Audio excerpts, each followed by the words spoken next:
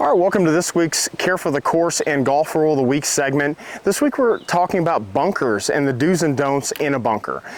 In 2019, the USGA changed the rules to allow you to do some different things in a bunker. We're going to talk about what those do's and don'ts are today. First off, the do's. You are allowed to remove loose impediments from the bunker now. So around my ball here, you'll see I've got a leaf, a twig, and an acorn. I can remove all of those. I'm also allowed to touch the sand. That's not considered testing the surface to remove those. So I'm going to go ahead and do that. And I can touch the sand, push those to the side, and now they're out of my way to hit my shot. I'm also allowed to dig my feet in. We were allowed to do that before. We can continue to do that to create a stance to get a little bit more stability when we hit our shot.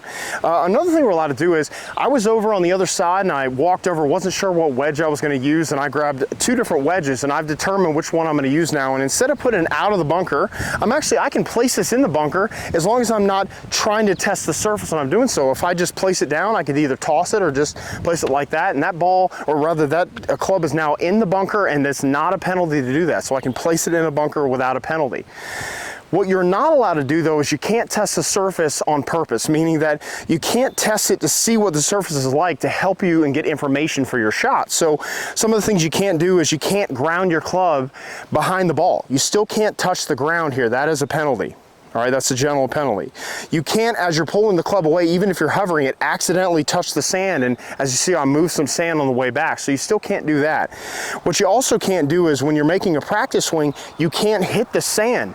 That is testing the surface. That is a penalty. We're not allowed to do that, okay? So the last thing you're allowed to do, it's a little bit of an odd thing, but what you can do is you can actually rest your body on your club, meaning that you can lean on your club if you're waiting for someone else to hit. So if I have a playing partner that's going to go, I can actually say, yeah, go ahead, John, hit, and I can lean on it like this, and that's not a penalty because I'm not on purpose touching the sand to try to test it to help myself get information for my shot. So remember those couple of rules, things that you're allowed to do and not do.